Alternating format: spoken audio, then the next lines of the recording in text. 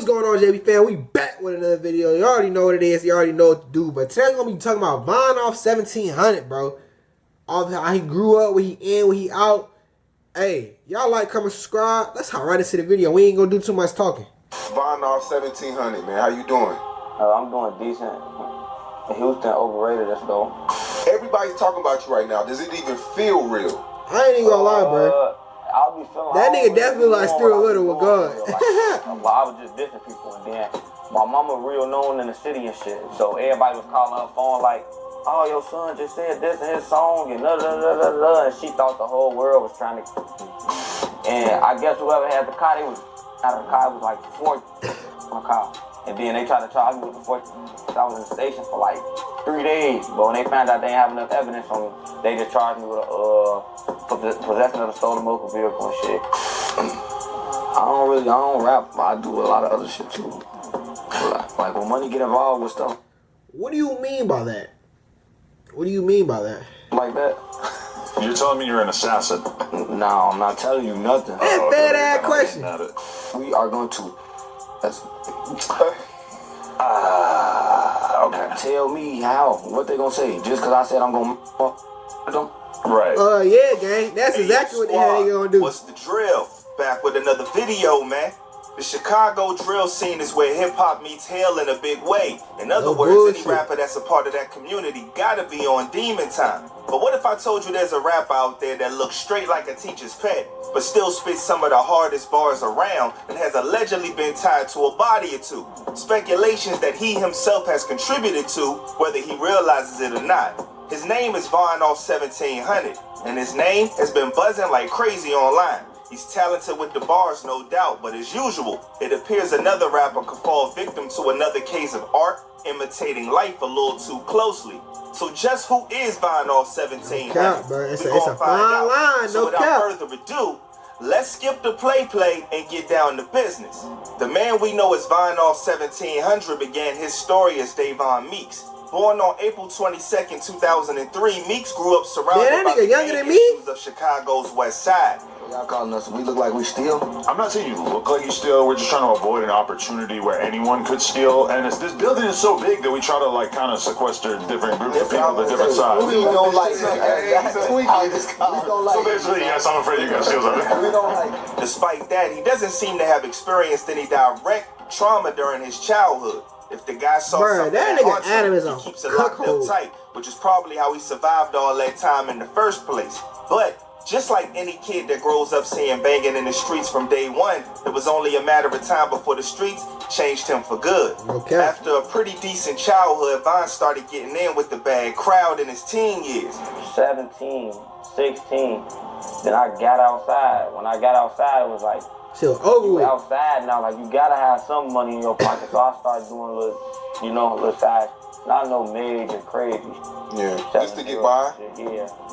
He decided to drop out of school early on, and this meant he had a lot of time on his hands. And for a kid with Von's energy, you already know what was coming next: a life of crime. You know they always say that early in 9th grade. Then that's when I finally clicked in, like, yeah, school ain't it. What you do in 9th grade? I just was tweaking, skipping school, skipping classes. So I think my GPA was like a 0.3 or something like that. Nigga, damn! A 0.3, bro? I've never heard of no GPA. It's not like he had much of a choice, though. Gangs ruled the streets back then, just like they do now. If you want to survive, you gotta pick a side or just hope that you don't get caught in the crossfire. Von wanted to take control of his life. The Toss gang controlled the area he was from, Block 1700, all the way up to North Avenue. They were also the most hated gang in Chicago, according to some. You might be wondering, how does a kid join a gang in the first place? Well, for starters, Chicago just became a much more area around the time that Von became a teenager. Gangs started to gain more power, and that sense of community that protected Von when he was a youngin' just disappeared. You could change about Chicago, what would it be?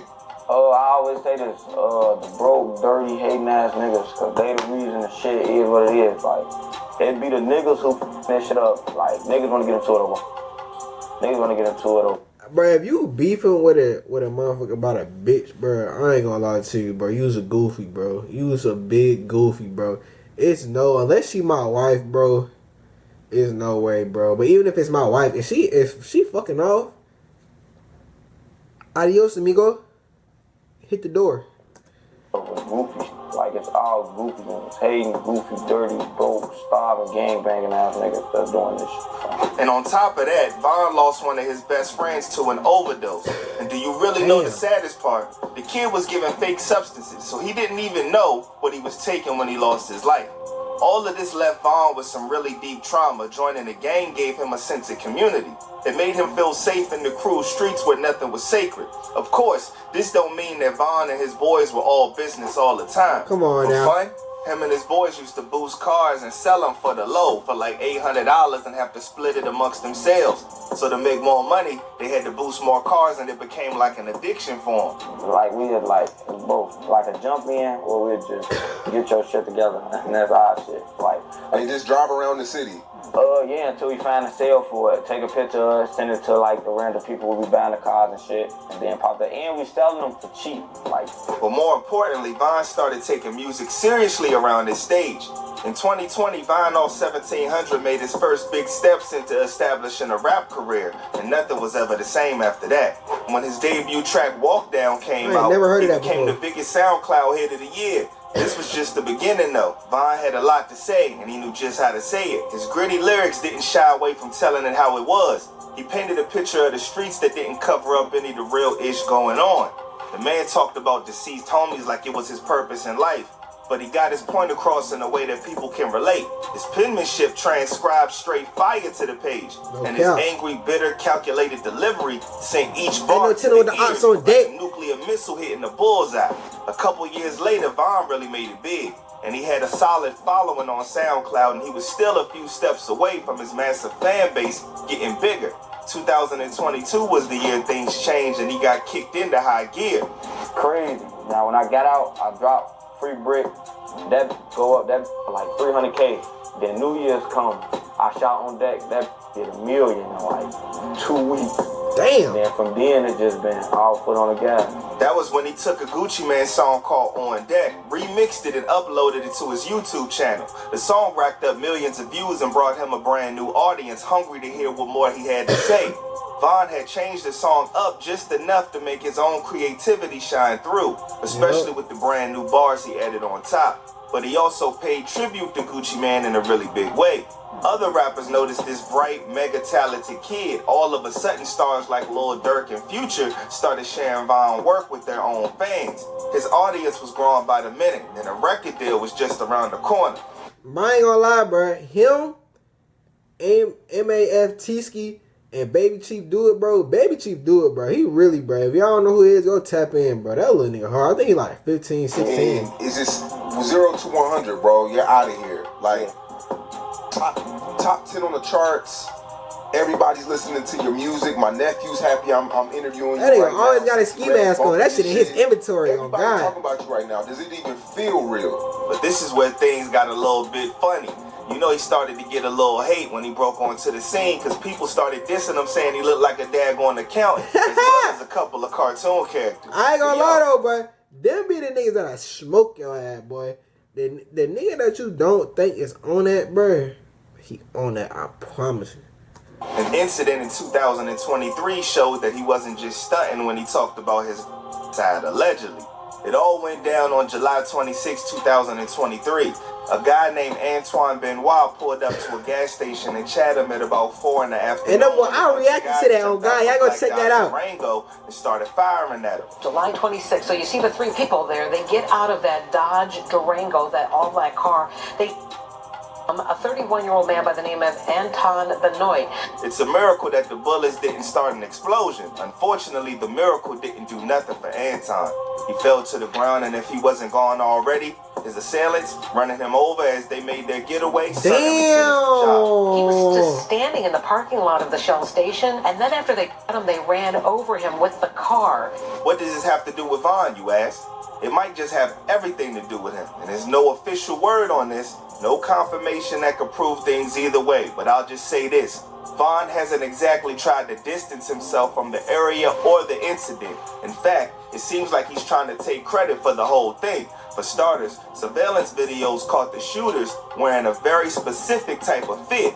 You know, that black hoodie type of vibe. You get me? Now get this. Vaughn posted a photo of himself wearing pretty much the exact same clothes. What's even crazier is that the shooters look like he's wearing glasses that look exactly like Vaughn's. The homie's famous for wearing nerdy frames. Vaughn, so is that you? pretty hard to miss. Do you feel like the glasses really help you? Because people have this thing where I see so many comments where people say you look like the dude off Arthur, you look like the dude off Proud Family, and then a lot of people think that you're just square, you're not really about that life, so that's another interesting thing that makes people just want to dig in even more. How much credit do you give your glasses? Vaughn later went on No Jumper and straight up told Adam that he was unalive in his ops. We is in the ops for. I don't get no. Them niggas is dying on phonal grade. Them niggas is. So that's what we doing to the ops for. When they look at us, yes. But when you say we, you're not saying that you personally want to be involved in anything like this, right? We, team, whatever you want to call it. We just kept. He followed this by listing cars he liked to steal and very specifically said that he don't mess with Dodge Durangos no more. Coincidence? Maybe, maybe not. But Vaughn's not being subtle about it either way.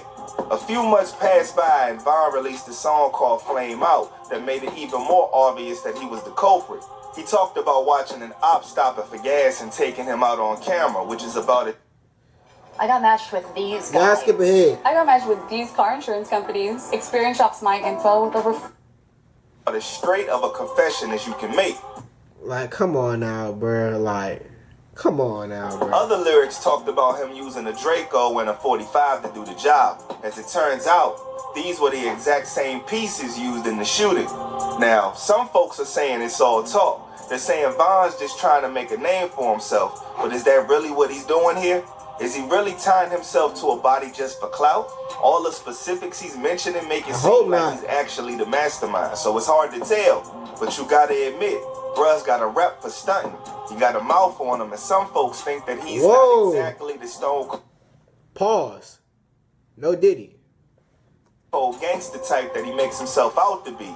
Instead, he might just be an epic troll that's got us all fooled.